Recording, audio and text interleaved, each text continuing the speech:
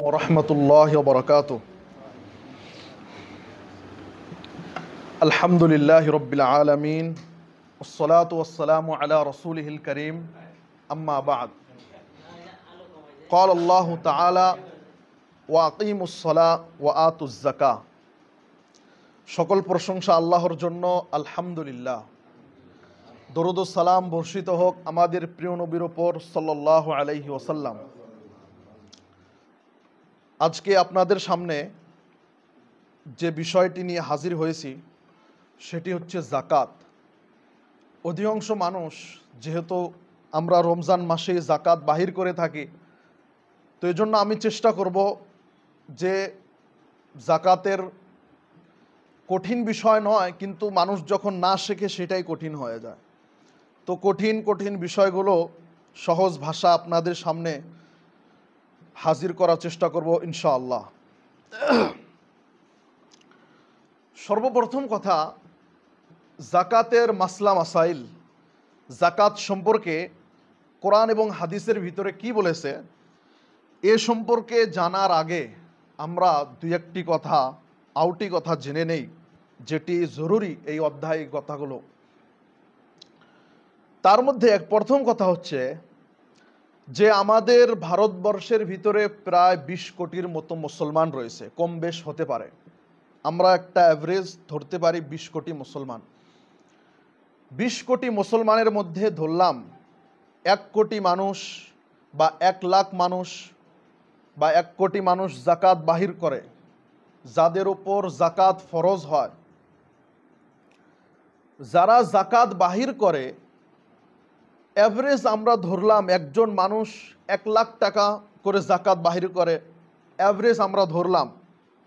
অনেক মানুষ কোটি কোটি টাকাও যাকাত বাহির করে থাকে, কিন্তু আমরা অ্যাভারেজ একটা হিসাব ধরলাম যে একজন ধনী ব্যক্তি 1 লাখ করে যাকাত বাহির করলো। এইভাবে যদি 1 কোটি মানুষ বা অনেক একটি বড় সংখ্যা মানুষ যদি যাকাত বাহির করে, তাহলে মুসলমানদের এই করুণ অবস্থা কোশ্চিনকালেও থাকবে না। এখানে আমাদেরকে পয়েন্টগুলো মনে রাখতে হবে যে আমাদের ভারতবর্ষের ভিতরে বিশেষ করে যারা যাকাত আমরা প্রদান করি, একটি বড় সংখ্যা মুসলমানদের যাদের উপর যাকাত ফরজ হয়েছে অথচ যাকাত আদায় করে না।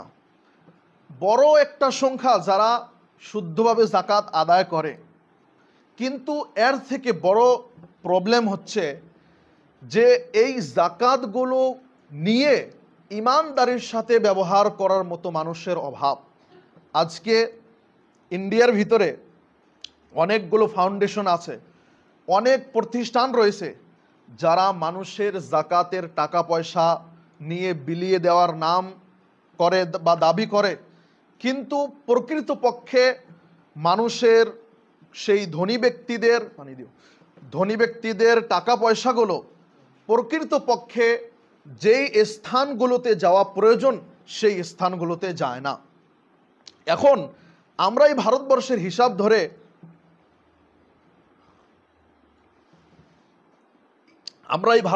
হিসাব ধরে বলতে পারি যে প্রত্যেকটি ধনী মানুষ যাদের উপর যাকাত ফরজ হয় অল ইন্ডিয়ার ভিতরে, তারা যদি শুদ্ধভাবে যাকাত আদায় করে এবং সেই যাকাতগুলো নিয়ে, তার থেকে বড় পয়েন্ট, যদি ইমানদারির সাথে ব্যবহার করা হয়, 5 বছরের ভিতরে সারা ভারতবর্ষের ভিতরে একটি মুসলমান ভিক্ষুক খুঁজে পাওয়া যাবে না।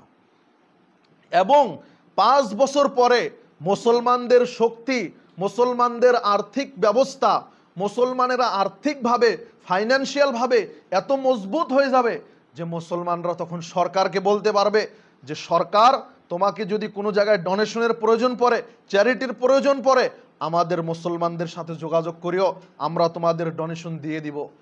সম্মানিত উপস্থিতি, এই কথাগুলো কোনো থিওরিক্যাল কথা নয়, পৃথিবীর ভিতরে এই ধরনের বস্তু ইমপ্লিমেন্ট হয়েছে, এর হাজার হাজার উদাহরণ রয়েছে। কিন্তু দুঃখের বিষয় হচ্ছে এই, আমরা মুসলমানরা নিজেরাই নিজেদের ইতিহাস থেকে অনেক দূর, কোরআন থেকে অনেক দূর। এই জন্য আল্লামা ইকবাল কবি দুঃখ করে বলেছেন, ও জমানে মে মুআজ্জাজ থে মুসলমান হোকর, ও জমানে মে মুআজ্জাজ থে মুসলমান হোকর, হাম খার হয়ে তারিকে কুরআ হোকার। এই কথাটির অর্থ হচ্ছে যে পূর্বের যুগের মানুষেরা তারা এত সম্মানী, কত সম্মানী, যে ইউরোপিয়ান দেশের ভিতরে একটি ছোট্ট মুসলমানের উপর যদি কোনো অত্যাচার করা হতো, মুসলমানেরা সেটি সহ্য করতে পারতো না। মুসলমানদের দরবারে সেই মানুষকে আনা হতো, তার জন্য প্রতিশোধ নেওয়া হতো। তারা দুনিয়াবিভাবে আখিরাতের দিক থেকে অনেক উপরে ছিল। কারণ কবি ইকবাল বলেছে, ও জামানে মে মুআজ্জাজ থে মুসলমান হোকার হাম খার হয়ে তারিকে কুরআ হোকার। মানে তারা প্রকৃত মুসলমান হয়ে দুনিয়ার ভিতরে জীবনযাপন করেছে, দুনিয়ার মানুষকে লিড করেছে, কিন্তু তারা কখনো বাতিলের সামনে মাথা নত করেনি। আজকে আমরা দুনিয়ার স্বার্থে অনেক জায়গায় মাথা নত করে আমাদের করুণ অবস্থা, আজকে আমাদের মাথা লুকানোর জন্য আমাদেরকে অন্যদের কাছে জাগার জন্য ভিক্ষা চাইতে হয়। সম্মানিত উপস্থিতি, এটি আমাদের ভারতবর্ষের কথা হয়ে গেল। ইসলামী ইতিহাসের ভিতরে একজন বিখ্যাত বাদশাহ গুজরে গিয়েছেন, যার নাম হচ্ছে ওমর বিন আব্দুল আজিজ রহিমাহুল্লাহ। এনার জীবনী যখন আপনি পড়বেন, আপনি এত ইমোশনাল হয়ে যাবেন যে আপনার অন্তর যদি নরম হয়, আপনার চোখ দিয়ে পানি বাহির হয়ে যাবে। কেমনভাবে তিনি জীবনযাপন করেছে। তার দৌরে খেলাফত, তার শাসন আমলে মুসলমানদের অবস্থা কী ছিল, যে তার নিকটে যখন জাকাতের মালগুলো একত্রিত হয়ে আসলো, তখন ওমর বিন আব্দুল আজিজ বললেন যে তোমরা এই মালগুলো গরিব মিসকিনদেরকে বিতরণ করে দাও। মানুষ বললেন, গরিব মিসকিনদেরকে বিতরণ করে দেওয়ার পরে ওই মালগুলো বেঁচে রয়েছে। তারপরে বললেন যে তোমরা যারা কর্জ নিয়েছে, কর্জ নিয়ে ঋণ শোধ করতে পারতেছে না, তাদেরকে তোমরা এই মালগুলো বিতরণ করে দাও। বললেন তাদেরকে দেওয়ার পরেও ওই মালগুলো বেঁচে রয়েছে, যারা পড়াশোনা করতেছে, গরিব স্টুডেন্ট, তাদেরকে বিতরণ করে দাও। তাদেরকেও বিতরণ করে দেওয়া হয়েছে, তারপরেও এত মাল বেঁচে রয়েছে, জাকাতের মাল। তারপরে বলেছেন অমুসলিমদেরকে দিয়ে দাও, অমুসলিমদেরকে অনেক দিয়ে দেওয়া হয়েছে, তারপরেও মাল বেঁচে রয়েছে। এই বস্তু, তারপর একটি পয়েন্ট বলা হয়েছে, সেই বস্তুটা সানাদগতভাবে কতটুকু শুদ্ধ আল্লাহ আলাম, আল্লাহ ভালো জানে। তারপরে বলেছেন, কি বলেছেন, যে যখন তারা কোনো মানুষকে পেল না যে তারা কোথায় জাকাতের টাকা ব্যবহার করবে, তখন তারা সেই বস্তু, তারা ডিসাইড করেছে, ফয়সলা করেছে, সিদ্ধান্ত করেছে যে এই বস্তুগুলো কিনে, এই টাকা, এই জাকাতের বস্তুগুলো, এই জাকাতের টাকা দিয়ে বস্তু কিনে আমরা পাহাড়ের মধ্যে রেখে দিব, যাতে করে এই দেশের একটা পারিন্দা, একটা পাখিও যেন না খেয়ে না থাকে। সুবহানাল্লাহ। সম্মানিত উপস্থিতি, আজকে আমরা মুসলমানের ঘরে জন্ম হওয়ার পরে আমরা ইসলামের মর্যাদা বুঝি না। আজ থেকে 1450 বছর পূর্বে আল্লাহ রসুল সাল্লাল্লাহু আলাইহি সাল্লাম যে হাদিসগুলো বলে গিয়েছেন, শুধু শোনার জন্য নয়, এগুলো আমল করার জন্য। ইসলামী দেশের ভিতরে, পৃথিবীর ভিতরে যখন ইসলামের বস্তু, আইন কানুন ফলো হবে, তখন দেশের কায়া পাল্টে যাবে। এবং এই বস্তুগুলো আল্লাহর রসুল সাল্লাল্লাহু আলাইহি সাল্লামের পর থেকেই শুরু হয়ে গিয়েছে। ওমর রাদিয়াল্লাহু তাআলা আনহুর যুগে ওমর রাদিয়াল্লাহু তাআলা আনহু সাহাবীকে গভর্নর বানিয়ে পাঠিয়েছেন শাম দেশে। সিরিয়া থেকে জাকাতের মাল আসতেছে, ওমর রাদিয়াল্লাহু তাআলা আনহু বলতেছেন, কি ব্যাপার, তোমরা জাকাতের মাল পাঠাও কেন? সেখানে গরিব মিসকিনদেরকে বিতরণ করে দাও। তো বলছে, এখানে গরিব মিসকিন নাই, কাদেরকে বিতরণ করে দিব? এইভাবে মুসলমানদের নিকটে প্রচুর সম্পদ ছিল। তো ইসলাম কখনো বলেনি যে মুসলমানেরা গরিব হয়ে মানুষের নিকটে হাত পাতবে, বরং ইসলাম সবসময় বলেছে, ইসলাম বলেছে আল ইয়াদুল উলিয়া খায়রুম মিনাল ইয়াদিস সুফলা, যে সব সময় দেনেওয়ালা হাত নেওয়ার হাতের থেকে উত্তম। এটি মুসলমানদেরকে চেষ্টা করতে হবে। সম্মানিত উপস্থিতি, আরও একটি উদাহরণ বলে আমি আমার কথাটি শেষ করব। সেটি হচ্ছে এই, যে ইসলামী আইন কানুনের কত দাম রয়েছে। আজ থেকে প্রায় 30-40 বছর পূর্বে দিল্লির মাটিতে একটি বড় ধরনের দুর্ঘটনা হয়ে যায়। একটি সরকারি বাসে একটি যুবতী মহিলা, একটি মেয়ে যখন একটি সরকারি বাসে ওঠে, সেই সরকারি বাসটির ভিতরে শুধুমাত্র ড্রাইভার এবং যেই ব্যক্তি ভাড়া ওঠায় বা যেই ব্যক্তি টিকিট চেক করে, সেই ব্যক্তি ছিল। এই দুইজন ব্যক্তি থাকাতে সেই বাস চলা অবস্থায় বাসের দরজা বন্ধ করে দিয়ে সেই মহিলাটির সঙ্গে রেপ করা হয়েছে এবং সেই মহিলাকে মেরে ফেলা হয়েছে। সেই সময় সারা ইন্ডিয়ার ভিতরে একটি বড় ধরনের সমস্যা তৈরি হয়ে গিয়েছিল। ওই সময় ইন্ডিয়ার পার্লামেন্টের ভিতরে একজন বড় নেতা বলেছিল যে আল্লাহর রসুল সাল্লাল্লাহু আলাইহি সাল্লামের যে আইন তিনি বাস্তবায়ন করেছিলেন, সেই আইন যদি ইন্ডিয়ার ভিতরে বাস্তবায়ন করা হয়, এই সমস্ত বস্তু দূরে সরে যাবে, এই সমস্ত বস্তু থাকবে না। সম্মানিত উপস্থিতি, আমাদের ইন্ট্রোডাকশন হয়তো অনেক লম্বা হয়ে গেল, আমরা আমাদের মূল কথায় চলে আসি।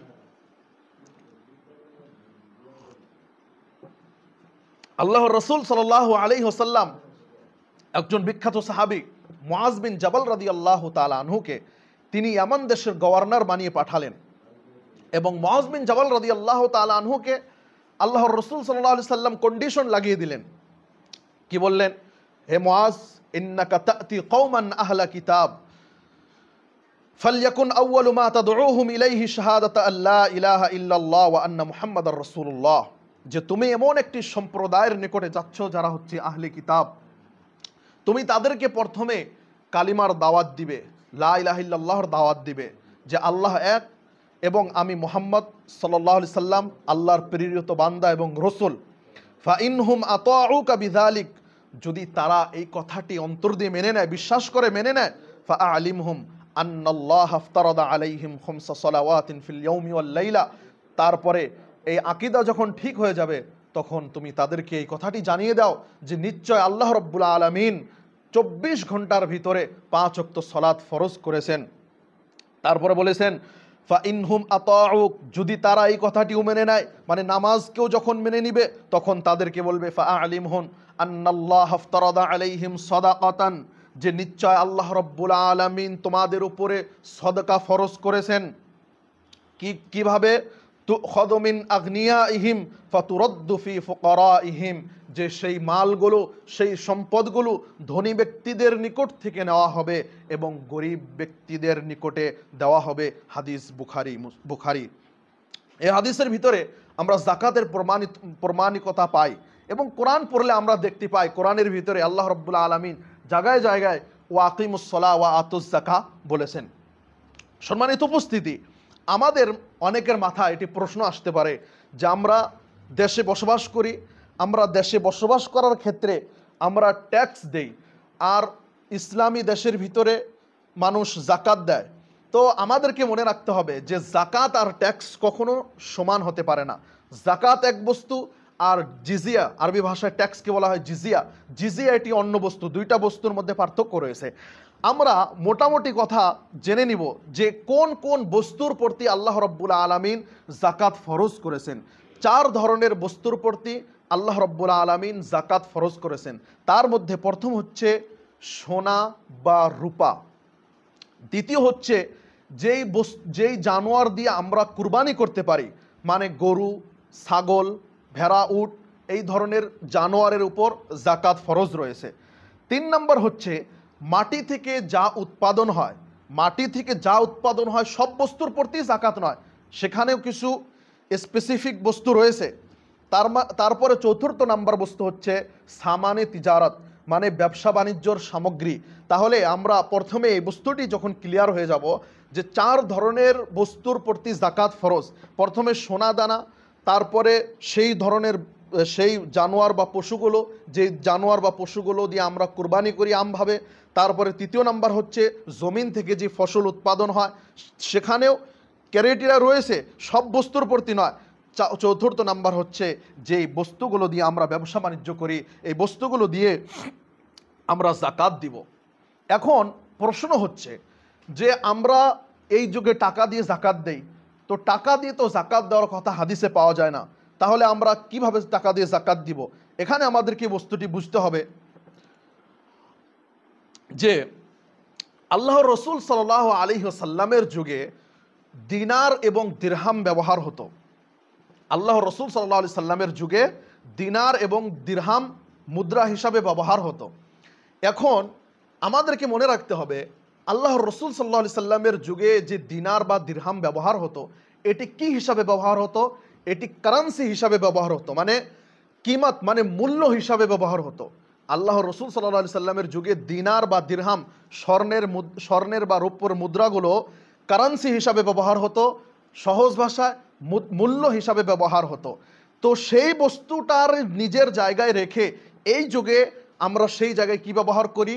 আমরা কারেন্সি ব্যবহার করি, টাকা ব্যবহার করি। প্রত্যেকটি দেশের আলাদা আলাদা রয়েছে, ইন্ডিয়ান রুপি, বাংলাদেশি টাকা, আরও বিভিন্ন বস্তু। এই যুগে কিছু জায়গায় দিনার দিরহামের কিছু হিসাব রয়েছে, তো এই বস্তুগুলো আমরা ব্যবহার করি। তো সেই বস্তুটাকে সামনে রেখে আমাদের জন্য কর্তব্য যে আমরা টাকা দিয়ে জাকাত আদায় করব, আমরা টাকা দিয়ে জাকাত আদায় করব।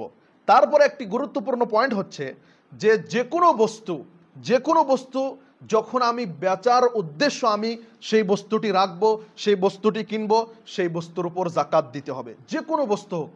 এখানে আরও কিছু শর্ত রয়েছে যে সেই বস্তু, সেই বিজনেসটা যেন হালাল বিজনেস হয়। তাহলে সর্বপ্রথম আমরা এই 4টি বস্তু সম্পর্কে জেনে নিলাম।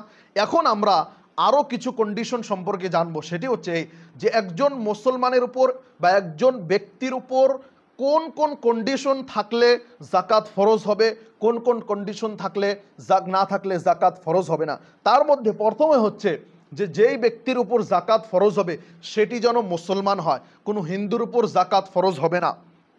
তারপরে দ্বিতীয় নাম্বার কন্ডিশন হচ্ছে জাকাত ফরজ হওয়ার জন্য যে এই 4 ধরনের যে সম্পদ বলা হলো, এই 4 ধরনের ভিতরেই তার সম্পদ থাকতে হবে। তার নিকটে যদি মিলিয়ন মিলিয়ন ডায়মন্ড থাকে, সেই ডায়মন্ডের উপরে কখনো জাকাত ফরজ হবে না। তৃতীয় নাম্বার হচ্ছে যে ব্যক্তি জাকাত দিবে সেই ব্যক্তি সেই মাল বা সেই সম্পদের অনারশিপ থাকতে হবে, মানে কমপ্লিট অনারশিপ, যে এই গ্লাসটা 100% আমার, যদি আধা তার আধা আমার বা 10 জনে মিলে আমাদের এই গ্লাসটা, তাহলে এটার উপর জাকাত ফরজ হবে না, বরং আমি যে বস্তুটার জাকাত দিব তার উপর কমপ্লিট অনারশিপ থাকতে হবে আমাদেরকে, বা যে ব্যক্তি জাকাত দিবে। তারপরে চতুর্থ নাম্বার শর্ত হচ্ছে যে তার যে মাল, যেই সম্পদে জাকাত দেবে সেটি নিসাব পর্যন্ত পৌঁছতে হবে, এবং নিসাব কি আর ডিটেলস আগে বলবো আমরা। তারপরে পঞ্চম নাম্বার হচ্ছে যে যেই সম্পদের প্রতি জাকাত দিবে সেই সম্পদের উপর 1 বছর, চন্দ্র মাসের 1 বছর অতিবাহিত হতে হবে। তারপরে 6 নাম্বার শর্ত হচ্ছে যদি এই 1 বছর, এটাকে হাওলানে হল বলা হয়, এই 1 বছরের ভিতরে যদি কোনো সময় নিসাব পরিমাণ সম্পদ থেকে কমে যায় তাহলে তার সেই বছরের নিসাব কেটে গেল, এবং কম হওয়ার পরে যখন বেশি হবে তার টাকা পয়সা, তখন থেকে আবার তাকে প্লাস 1 বছর ধরে তার পরের বছরে 1 বছরের মাথায় তাকে জাকাত দিতে হবে। তারপরে এই শর্তগুলো সম্পর্কে তো আমরা জানলাম, এখন আমরা নিসাব সম্পর্কে জানি যে কতটুক টাকা পয়সা, কতটুক স্বর্ণ রৌপ্য আমাদের যখন হবে তখন আমরা জাকাত দিব। আমাদেরকে মনে রাখতে হবে আল্লাহ রসুল সাল্লাল্লাহু আলাইহি সাল্লামের যুগে আমরা যে কথাটি বললাম যে আল্লাহ রসুল সাল্লাল্লাহু আলাইহি সাল্লামের যুগে দিনারের হিসাব ছিল, দিরহামের হিসাব ছিল। তো সোনার হিসাবে বলা হয়েছে আল্লাহ রসুল সাল্লাল্লাহু আলাইহি সাল্লামের আল্লাহ রসুল সাল্লাল্লাহু আলাইহি সাল্লাম বলেছেন যে সোনার হিসাবে 20 দিনার যার কাছে থাকবে এবং 1 বছর অতিবাহিত হবে, 1 বছরের ভিতরে 20 দিনার থেকে কম হবে না, তখন সেই ব্যক্তির উপর জাকাত ফরজ, মানে তাকে 2.5% বাহির করে দিতে হবে সেখান থেকে। এখন এই 20 দিনারের হিসাব তো সেটি আল্লাহ রসুল সাল্লাল্লাহু আলাইহি সাল্লামের যুগে। আমাদের দেশের ভিতরে বা এখন আমাদের যে ইন্টারন্যাশনাল যে স্কেল রয়েছে, অনেক মানুষ এখনও সোনাদানা হিসাব সম্পর্কে অনেক মানুষ তোলা বলে, ভরি বলে। আমরা তোলা ভরি কিছুই বলবো না, এমন একটা হিসাব বলবো যে হিসাবটা সারা পৃথিবীর ভিতরে চলে, ইন্টারন্যাশনাল স্কেল, ইন্টারন্যাশনাল একটি পায়মানা, সেটি হচ্ছে গ্রাম। এই গ্রাম সারা পৃথিবীর ভিতরেই সমস্ত দেশের ভিতরে এক। তো 20 দিনার, এটি সোনার 20 দিনারের হিসাবে আমাদের দেশের 85 গ্রাম স্বর্ণের হিসাব। 85 গ্রাম যদি কোনো মানুষের নিকটে স্বর্ণ থাকে আর যদি সেখানে 1 বছর অতিবাহিত হয়ে যায় তাহলে সেই ব্যক্তির উপর জাকাত ফরজ হবে, এটি স্বর্ণের হিসাব। তারপরে দ্বিতীয় বস্তু হচ্ছে চাঁদি বা রূপার হিসাবে আল্লাহ রসুল বলেছেন 200 দিরহাম। 200 দিরহাম মানে 595 গ্রাম। 595 গ্রাম রূপা যদি কোনো মানুষের নিকটে থাকে এবং সেখানে যদি 1 বছর অতিবাহিত হয় তাহলে সেই ব্যক্তির উপর জাকাত ফরজ। আমি বস্তুটা আবার রিপিট করে দেই যে স্বর্ণের যদি আমরা হিসাব করি তাহলে স্বর্ণের হিসাব 85 গ্রাম। 85 গ্রাম। এখানে আরও একটি গুরুত্বপূর্ণ পয়েন্ট বলে দেই, সেটি আমরা সবাই জানি যে যেটা অরিজিনাল পিওর সোনা সেটা 24 ক্যারেটের সোনা হয়, এবং যেই সোনা দিয়ে আমভাবে আমরা গহেনা, মহিলারা গহেনা ব্যবহার করে সেটি 18-19 ক্যারেটের সোনা হয়। তাহলে আমাদেরকে মনে রাখতে হবে একজন মানুষের নিকটে গহেনা রয়েছে বা স্বর্ণ রয়েছে, যে কোনো ফরম্যাটে থাকুক, যে কোনো অবস্থায় থাকুক, সেই মহিলাটির নিকটে অল্প সোনা রয়েছে। এখন সেই মহিলাটি সোনারোর কাছে গিয়ে বলবে যে আমার এই স্বর্ণ, আমার এই জুয়েলারি, আমার এই গয়নাটা তো 18-19 ক্যারেটের দিয়ে বানানো, কিন্তু এটি তুমি দেখো যে 24 ক্যারেট হওয়ার পরে, মানে এটাকে 24 ক্যারেট বানানোর পরে কি 85 গ্রাম হবে? যদি 85 গ্রামের 1 গ্রামও কম হয় জাকাত ফরজ হবে না। যদি 24 ক্যারেট হওয়ার পরে যদি 85 গ্রাম হয় স্বর্ণের হিসাব, তাহলে সেই ব্যক্তির উপর জাকাত ফরজ হয়ে যাবে। তারপরে জেওরাত, মানে জেওরাত হচ্ছে জুয়েলারি, মানে আমরা যে গহেনাগুলো ব্যবহার করি সেই গহেনাগুলোর উপরও জাকাত ফরজ। এখানে এই বিষয় আমাদেরকে মনে রাখতে হবে, অনেক মানুষ এই বিষয়ে তারা নিজের বিবেক খাটানোর চেষ্টা করে যে আমরা শুধুমাত্র আমাদের নিকটে যেই স্বর্ণটা, যেই গোল্ডটা র হিসাবে, কাঁচা মাল হিসাবে পড়ে রয়েছে, আমরা শুধু সেই স্বর্ণেরই জাকাত আদায় করব, এবং আমরা যে গহেনা বানিয়ে পিনতেছি সেই গহেনার আমরা জাকাত আদায় করব না। এটি ভুল হিসাব। কারণ আল্লাহ রসুল সাল্লাল্লাহু আলাইহি সাল্লাম হাদিসের ভিতরে সোনার কথা বলেছেন, রূপার কথা বলেছেন। আল্লাহ রসুল সাল্লাল্লাহু আলাইহি সাল্লাম কোনো জায়গায় এটি পার্থক্য করে বলেননি যে সোনা এই ফরম্যাটে থাকুক, এই ফরম্যাটে থাকুক, এইভাবে কোনো ধরনের পার্থক্য করে বলেননি। এবং আমরা আল্লাহ রসুল সাল্লাল্লাহু আলাইহি সাল্লাম থেকে স্পষ্টভাবে প্রমাণিত পাই, আবু দাউদের সহিহ হাদিস, আল্লামা আলবানী সহিহ বলেছেন, এই হাদিসে আমরা পাই যে আল্লাহ রসুল সাল্লাল্লাহু আলাইহি সাল্লামের যুগে মানে জুয়েলারি মানে গয়নার জাকাত দেওয়া জরুরি। আল্লাহ রসুল সাল্লাল্লাহু আলাইহি সাল্লাম একদা তিনি তেনার স্ত্রীকে দেখলেন আয়েশা রাদিয়াল্লাহু তাআলা আনহাকে যে কিছু পরে আছে। আল্লাহ রসুল বললেন, মাহাদা ইয়া আয়েশা, এ আয়েশা এটা কি? ফাকুলতু, আয়েশা বলেন, আমি বললাম, সনাতুহুন্না আতাযায়্যানু লাকা ইয়া রাসূলুল্লাহ। আয়েশা বললেন যে হে আল্লাহর রসুল, এই গয়নাটা আমি এই জন্য বানিয়েছি যাতে করে এটি পরে আমি আপনার সামনে সুন্দর লাগি। তারপরে আল্লাহ রসুল বললেন, আতু আদ্দিনা যাকাতাহুন্না, তুমি কি এই গয়নার জাকাত দাও না? কুলতু, আয়েশা বললেন, আমি বললাম, লা আও মাশা আল্লাহ, আমি জাকাত দেই না বা কখনো ইচ্ছে হলে জাকাত দেই। ক্বালা হুয়া হাসবুকি মিনান নার, আল্লাহ রসুল বললেন, তোমাকে জাহান্নামে যাওয়ার জন্য এটাই যথেষ্ট যে তুমি আর জাকাত দাও না। সম্মানিত উপস্থিতি, আমাদেরকে মনে রাখতে হবে, আমি সেই টপিকে যাই না যে যারা জাকাত দেয় না তাদের কি অবস্থা, সেদিকে যাই না। আমি শুধু মাত্র দু একটা মাসলা মাসাইল জাকাত সম্পর্কে বলতেছি যে কিয়ামতের দিন তাদের সম্পদকে, যারা জাকাত দেয় না সেই সম্পদগুলো দিয়ে তাদেরকে তাপানো হবে, ঘাওয়া দেওয়া হবে, তাদেরকে কঠিন শাস্তি দেওয়া হবে যেই সম্পদগুলোর জাকাত বাহির করবে না। এই জন্য যতই ধরনের মতভেদ থাক, আমরা মতভেদগুলো বাদ দিয়ে আমরা কোরআন এবং হাদিসের ভিতরে কথাটিকে এসেছে একজ্যাক্ট সেই কথাটি আমরা মানব। এবং এখানে আমাদেরকে আরেকটি গুরুত্বপূর্ণ পয়েন্ট মনে রাখতে হবে যে এই মানে গয়নাগাট্টির জাকাতের মধ্যে 4 মাযহাবের মধ্যে ইমাম শাফি, মালিক, ইমাম আহমদ বিন হাম্বল তিনজনই বলতেছে যে গয়নার জাকাত দিতে হবে না। শুধুমাত্র ইমাম আবু হানিফা রহিমাহুল্লাহ বলতেছেন যে গয়নার উপরও জাকাত ফরজ। এবং এখানে ইমাম আবু হানিফা রহিমাহুল্লাহর কথাটাই বেশি কোরআন এবং হাদিসের নিকটবর্তী। এখান থেকে যারা আহলে হাদিসদের প্রতি অভিযোগ করে যে তারা ইমাম আবু হানিফার কোনো কথা মানে না, এটি ভুল কথা।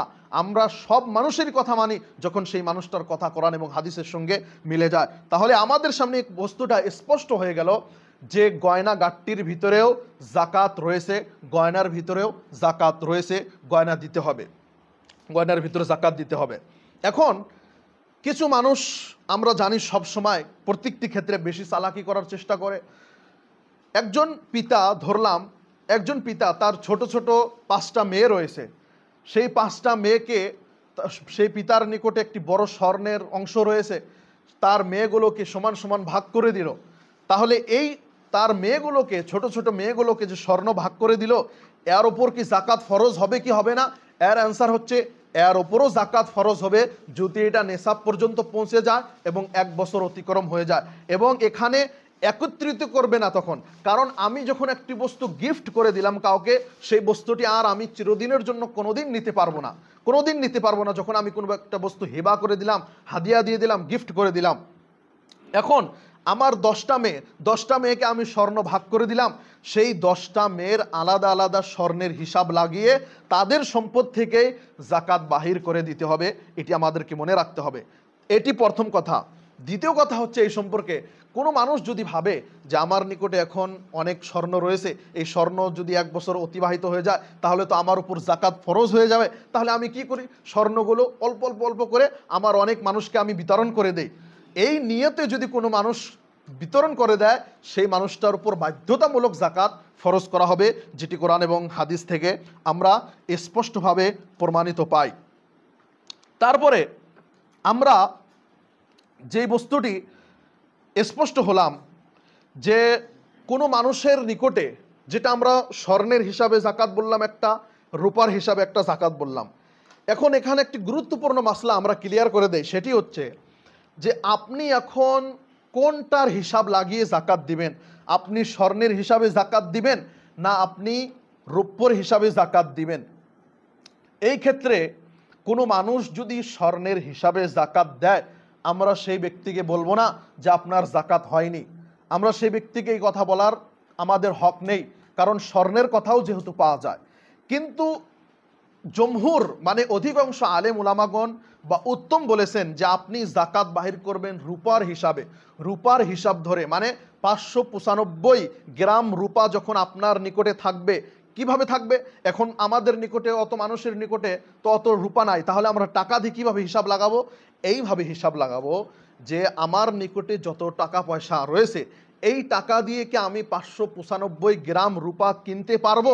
যদি আমি কিনতে পারি তাহলে আমি বুঝতে পারলাম যে আমার উপর জাকাত ফরজ হওয়ার একটি কন্ডিশন পাওয়া গিয়েছে এবং এর উপর 1 বছর অতিবাহিত হওয়ার একটি কথা রয়েছে। এখন এখানে একটি গুরুত্বপূর্ণ প্রশ্ন যে আমার নিকটে 80 গ্রাম রূপা রয়েছে বা স্বর্ণ রয়েছে, বা 595 গ্রাম রূপার একটু কম হচ্ছে। এখন কম হলে তো আর জাকাত ফরজ হবে না। আর আমার নিকটে কিছু ক্যাশ পয়সাও রয়েছে। এখন আমি কি করব? আমি কি দুইটাকে মিলিয়ে দিব না আলাদা আলাদা করে রাখবো? এখানে ওলামায়ে কেরামগণ বলেছেন যে আপনার নিকটে ধরে নিন আপনি স্বর্ণের হিসাবে জাকাত দিতেছেন, আপনার নিকটে 80 গ্রাম স্বর্ণ রয়েছে। না না, 85 তো আসল আছে, কম পড়ছে। আপনার নিকটে 80 গ্রাম স্বর্ণ রয়েছে, আর 5 গ্রাম তো আপনার নিকটে কম পড়ে গিয়েছে। এখন দেখা যাচ্ছে যে আপনার নিকটে ক্যাশ টাকাও অনেক রয়েছে। এখন এই ক্যাশ টাকা দিয়ে আপনি 80 গ্রামের সঙ্গে যখন যুক্ত করবেন, তখন দেখবেন আপনার 85 গ্রামের থেকে বেশি হয়ে গিয়েছে। এই ক্ষেত্রে তখন আপনি দুইটা মিলিয়ে এর জাকাত বাহির করে দিবেন। তারপরে পয়সার জাকাতের ক্ষেত্রে যে বস্তুটি বললাম যে পয়সার জাকাতের ক্ষেত্রে যাদের উপর জাকাত ফরজ হয়, তারা আমরা সবসময় খেয়াল রাখব যে আমরা রূপার হিসাবে ধরে জাকাত দিব। কিভাবে, কি জন্য আমরা রূপার হিসাব ধরে জাকাত দিব? এর অনেকগুলো বেনিফিট রয়েছে। একটি তার মধ্যে গুরুত্বপূর্ণ বেনিফিট হচ্ছে এই যে আমরা যখন রূপার হিসাবে ধরে জাকাত দিব, তখন আমাদের উপর 595 গ্রাম রূপা হলে জাকাত ফরজ হয়ে যাবে। 595 গ্রামের মার্কেট ভ্যালু মোটামুটি 45 থেকে 50,000 মতো টাকা হয়ে যায়। যখন আমরা এই হিসাব ধরে জাকাত দিব, তখন জাকাত দেওয়া মানুষের সংখ্যা বেড়ে যাবে। আর যখন আমরা স্বর্ণের হিসাব ধরে জাকাত দিব, প্রায় 85 গ্রাম স্বর্ণের রেট, মার্কেট ভ্যালু প্রায় 3 লাখের মতো হয়ে যায়, তাহলে অধিকাংশ মানুষের উপর জাকাত ফরজ হবে না। তো এই বস্তুগুলো মাসলাহাত মানে মানুষের ফায়দা যাতে হয়, এই বস্তুগুলো সামনে রেখে ওলামায়ে কেরামগণ বলেছেন মানুষ যখন জাকাত দিবে রূপার হিসাব করে জাকাত দিবে। তারপরে এখানে আমাদেরকে আরও একটি গুরুত্বপূর্ণ পয়েন্ট মনে রাখতে হবে যে আমরা যে কথাটি বললাম যে স্বর্ণের জন্য 85 গ্রাম, রূপার জন্য 595 গ্রাম। এখন দেখা যাচ্ছে আমার নিকটে স্বর্ণও রয়েছে, আমার নিকটে রূপাও রয়েছে, এবং কোনোটাই নিসাব পর্যন্ত পৌঁছতেছে না। তাহলে এই ক্ষেত্রে কি করব? এই ক্ষেত্রে কি আমি দুইটা মিলিয়ে দিব? না, এই ক্ষেত্রে দেখা গেল যে কোনোটাই নিসাব পর্যন্ত পৌঁছতেছে না, তাহলে আমার উপর জাকাতই ফরজ হলো না। কারণ জাকাত ফরজ হওয়ার জন্য নিসাব পর্যন্ত পৌঁছা জরুরি এবং 1 বছর অতিবাহিত হওয়া জরুরি। তারপরে আর একটি গুরুত্বপূর্ণ